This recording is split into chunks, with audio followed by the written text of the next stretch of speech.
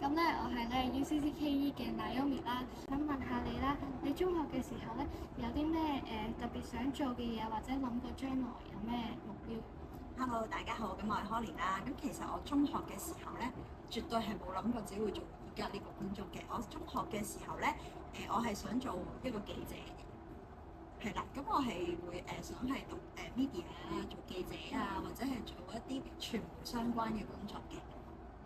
好，咁想問下你，咁大學嘅時候你有冇揀到一啲關於傳媒嘅科啊，或者定係你讀咗啲乜嘢？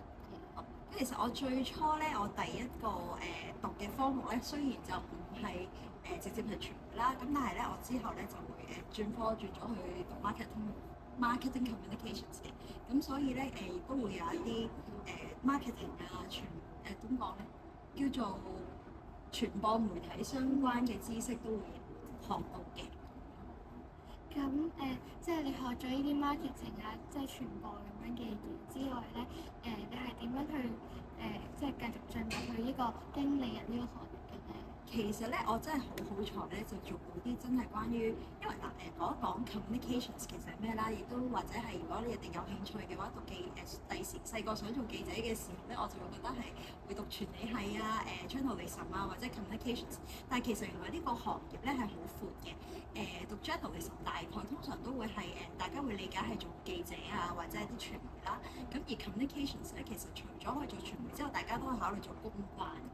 咁就我係咧就係先入咗公關公司開始我嘅工作嘅。咁我以前就做過一啲做過啲乜嘢咧？我做過個表演藝製作公司。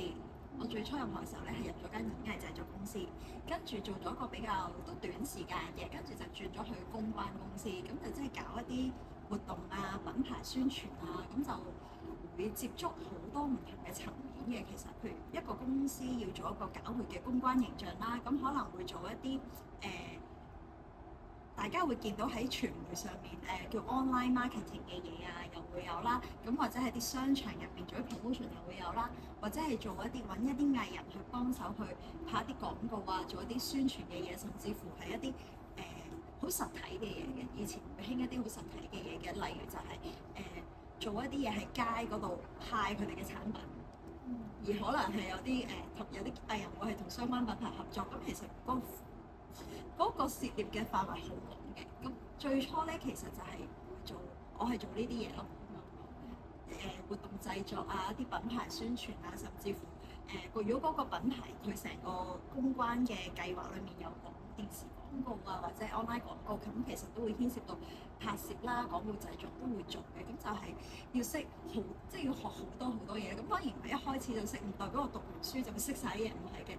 其實係不停會有一啲嘢，總之每一個 project 你都會面對啲新嘅嘢，跟住有啲新嘅嘢學咁樣。其實就係咁樣開始，而唔係諗住自己去做個經理人。係啦，我嗰時就做呢個工作先嘅。咁你咪問啊，唔好意思，我 miss 咗你問我點解會做經理人？咁其實咧，經理人咧係唔會呢個行業好得意嘅，因為牽涉到好多藝人嘅私隱，咁同埋亦都係佢哋基本上冇一間公司會係就咁喺網絡或者係啲 點講？即係類似嗰啲 JobsDB 嗰啲揾工一定揾到，即係你諗住可以打開一個招聘網站去揾到呢個工作，其實根本就係唔可能嘅。佢哋一定係會揾熟人去介紹嘅，咁亦都唔會好公開招募咯。咁係咁啱嗰陣時有個音樂廠牌啦，係啦，音樂廠牌本身佢哋唱片公司，咁佢就話需要佢嘅有個經理人，當時嘅經理人咧需要移民啊，咁就要揾人去replace 佢個位同埋，但係所謂嘅 replace 都唔係即刻 replace 喎。咁我係要起碼同嗰個我嘅上一手啦，即係我嘅前輩，起碼大家 work 咗半年，佢先可以俾佢走嘅。係啦，因為佢哋唔可以係咯，大家都我諗好易理解，因為牽涉太多個人私隱，同埋亦都係好注重一個人操守啦、道德，所以其實佢請我之前咧係要識我，已經知我係咩人。好熟我個人設，佢哋先夠膽叫我去見工咯。所以好得意，嗰陣時我就有朋友，嗰班朋友係做音樂人嘅，咁佢哋都有自己做過自己做過啲網絡歌手啦，咁係都出過係啦，亦都幫好多藝人做過歌啦。咁佢話：我公司請人啊，不過你不如你嚟見工啦。咁樣就約咗我同我個老細見面，咁樣傾咗幾個鐘嗰嘅時候，之後就第二就話你可唔可以翻工？係啦，嗰個過程就係咁樣啦，係啦。都幾有趣先。咁想問下，你覺得作為一個經理人啦，即係喺呢份工入邊最有趣嘅地方係啲乜嘢？有趣就係你會接觸嘅，即係作為一個經理人會接觸嘅嘢會比其他人多，同埋會用好唔同嘅角度去睇同一件事。例如如果大家係唔係接觸呢個行業啦，或者係任何行業，即係你哋係做無論一個學生或者在職嘅人士，可能對娛樂圈咧都好多覺得都會比較睇到美好嗰一面多啲。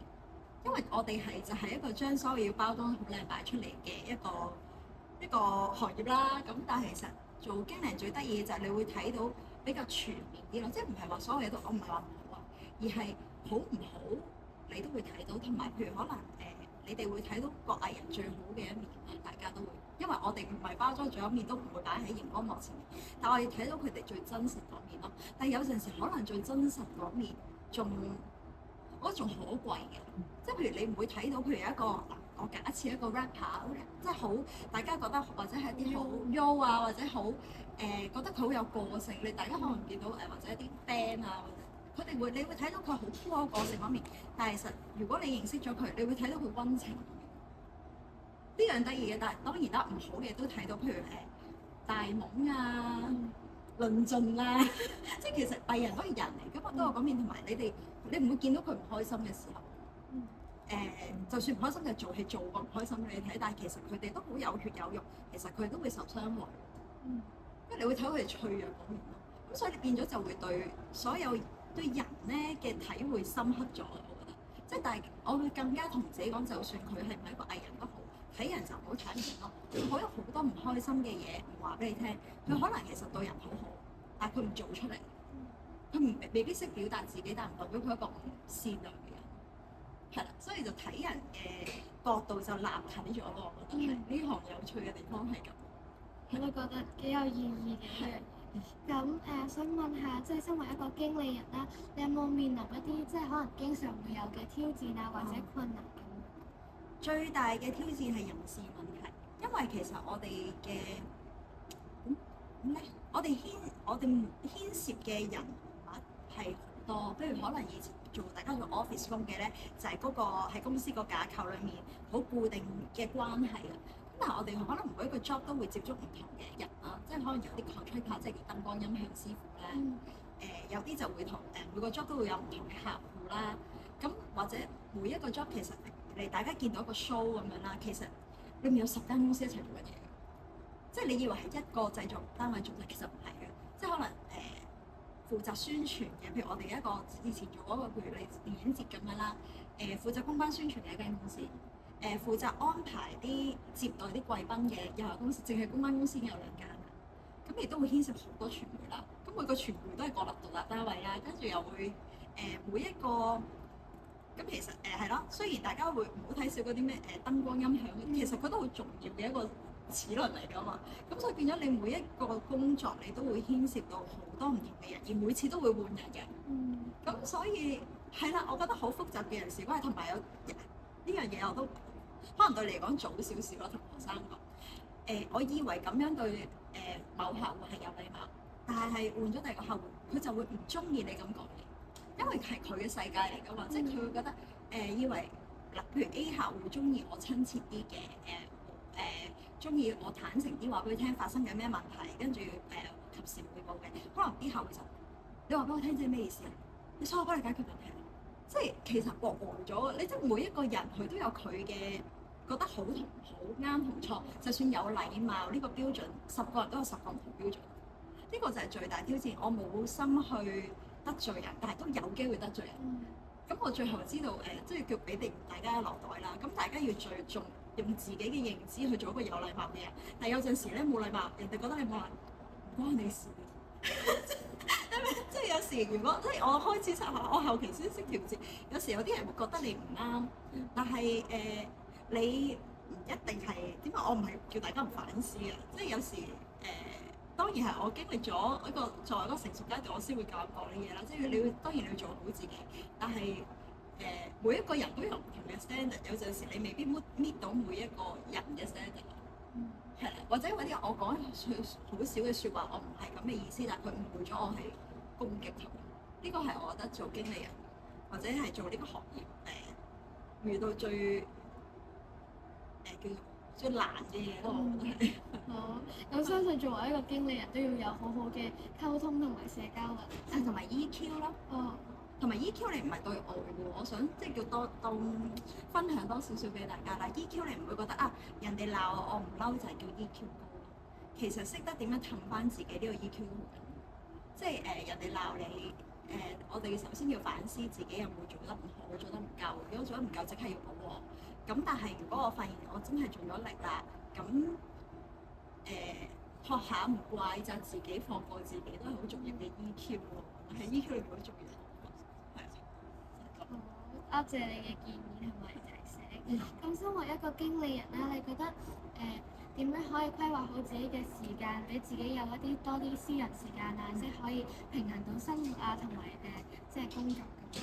其實我最初入呢個行業啦，咁其實唔係淨係經理人，就算我公關嘅時候咧，都係好日夜顛倒嘅。咁同埋當時身體都幾唔好，因為其實食又冇定時啦，瞓覺又冇定時啦，好大壓力。可能你老細或者你嘅客戶會半夜揾你啦，其實你瞓覺跟住就會爬起身都要覺得好似要處理咁啦。但係年資高咗之後就會學識調節啦。我會自己去分咩叫重要，咩叫唔重要。譬如聽日有個好大嘅活動，有好重要嘅 project，咁如果佢哋好夜揾我咧，我都會睇咯。但係如果今日係平時咧無風無浪嘅日子咧，你知道唔係聽日會有啲好趕急或者係好大 project 嘅話咧，我就會半夜唔睇電話，瞓覺就閂咗靜止模式，即係點講係我瞓覺擺個電話附近，我睡得幾時間嘅啫，即係我會熄咗嗰個係咯，係 notification 咯，係啊。咁呢個係我覺得好重要嘅，因為你睇咗你一定忍唔住個心戚戚然，或者係想覆，呢個係人嘅天，即係我自己嘅天性啦叫做。咁所以就唯一調節就係你知道咩時候可以俾自己休息多啲，咩時候有啲其實都冇辦法，因為譬如聽日好大嘅 project，你都我哋都要 on call 都要 stand by。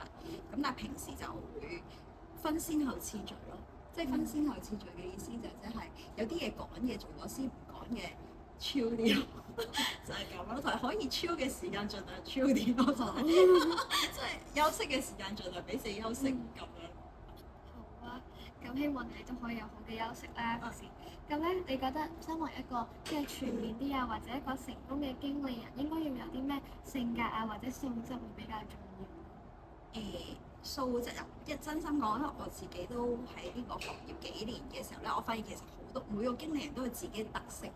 咁係咪代表呢個一定要好似我咁先一個好嘅經理人咧？佢哋其實都有佢哋嘅好處，例如就係不過大家風格唔同，因為其實呢個好得意嘅呢個行業係冇一個大家都知道冇一個學科去教你點做啦。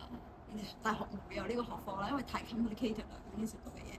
咁譬如有一啲嗱，譬如我咧就係行親和型嘅，我就係對入行都 nice 咁樣咧，就容易啲過骨啦啲嘢，都會容易大家會和諧啲，易溝通啲啦。咁有一啲經理咧，即係坦白講係會中意擺款嘅。咁但係擺款係咪唔好咧？我後尾覺得唔係，佢哋會點講？佢會有啲我要處理嘅人事問題，佢唔使處理，因為你就明知佢唔會理人感受㗎嘛，你仲同佢講嘢？即係你唔會，你哋就會好默點解？其實人好得意嘅，譬如有啲人知道對方係唔會讓步嘅，佢哋連打攪佢都唔敢嘅啦。咁佢哋其實佢都幾好啊，我少諗。咁你少啲人咪煩佢咯。咁係咁，所以我會覺得冇話邊一個即係總之你每個人揾到自己啱自己嘅人設、自己舒服嘅方式去處理呢件事，或者處理自己嘅工作，我覺得就可以。而唔係話啊邊個素質嘅人會有優勢，邊個素質嘅人冇優勢。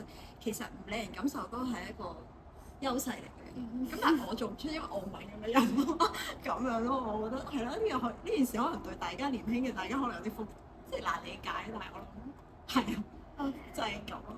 好，咁咧相信大家都可以揾到。不過唔好意思，如果你話真係有個如果我真係覺得要緊要嘅，因為就算佢唔理人，因為其實你以為你會再買一條就係有啲咩特質要有啦。其實就算行權威型又好，親和型都好咧，其實都要有協調力嘅。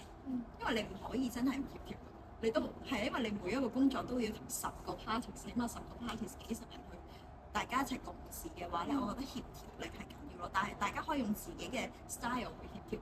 權威型有得，親和型有得，或者係用一個係咯各施各法咁，但係我覺得都要有一個協調嘅能力咯。係啦，呢個條你覺得你需唔需要再問？咁我哋先做。我唔緊要即係我想問下，你覺得經理人呢個工作啦，即係最需要嘅能力係啲咩？係協調力，協調力係啊，協調力或者係。咁之後同埋了解到 Green Music 咧都係一個比較新嘅音樂廠牌啦。咁想問下，即係身為 Green Music 嘅經理人啦，你嘅工作比其他嘅公司嘅經理人有啲咩唔同？首先其實個工作唔係差太遠嘅，咁但係唯一一個分別就係我哋本身嘅廠牌裡面嘅藝人都唔係獨立歌手出身，即係佢係獨立人士啦。咁一個獨立歌手咧，同埋一個喺大公司裏面嘅歌手咧，會遇到嘅問題唔同嘅。咁佢哋因為個藝人佢哋自己都會適應由一個獨立歌手去轉做一個大廠牌歌手。大廠牌歌手係有啲咩特別咧？譬如大家會聽到嘅就係華納啊、Sony 啊、環球啊，呢啲其實係國際嘅公司嚟嘅，所以啲嘢唔係淨係嗰個地方人覺得要咁，佢哋要 report 翻俾佢哋嘅總公司。咁所以變咗我哋做所有嘢咧，都會經多啲 approval 啦，要即係簡單講就唔可以自把自為啦，係咁樣啦。咁但係獨立歌手嘅時候咧，其實佢哋就好即係創作主導，就比較有個人風格，就未必有啲嘢佢唔係特登唔講喎，係以為的確佢哋唔知每樣嘅出版嘅嘢啦，或者係講嘅嘢啦，其實都會牽涉到公司嘅 approval，可能佢哋有啲唔適應。咁我覺得唯一要我哋嘅特別就係要幫個 artist 一齊去適應一個制度上嘅變化，可以咁講係。唔該晒。咁同埋咧，隨住咧科技咧即係而家越嚟越進步啦，咁咧唔同嘅行業咧都有啲變化啦。咁身為經理人，有冇啲咩唔同咗嘅地方咧？我覺得就冇嘅，因為我哋嘅工作係 AI 取代唔到嘅。因為其實我諗就覺得如果你話嗰個變化，其實一早就唔係我呢個年代變化咗，就10年前都變化咗嘅，就係以前嘅經理人咧就係聽電話講電話，依家有 WhatsApp 嘅時候咧，基本上你24/7都 on call。咁但係其實呢個唔係淨係關經理，係全我諗係全個世界，大家每一個人就係啦，做嘅工作就係你要 prompt reply 嘅，對大家對你嘅 prompt reply 要求高咗咯，因為冇人會揸起手機手㗎嘛。咁以前就唔係一個手機年代嘅話，我諗我嘅以前嘅前輩就唔需要覆得咁密。唯一我覺得即係科技對呢個行業影響即係呢樣，但又唔係淨係呢個行業，係全所有嘅工作嘅人咯。係啊，咁樣咯。咁但係嚟緊譬如都係 AI 嘅大趨勢啦，對我哋冇乜影響嘅，因為我哋嘅工作 AI 取代唔到，因為佢牽涉好複雜嘅人事問題，係 AI 學唔到㗎咯。咁所以咧，如果大家擔心即係有啲工作會俾 AI 取代咧，咁經理人就唔會啦。咁咧今日咧就係咁先啦，多謝你抽出寶貴嘅時間同我哋接受我哋訪問。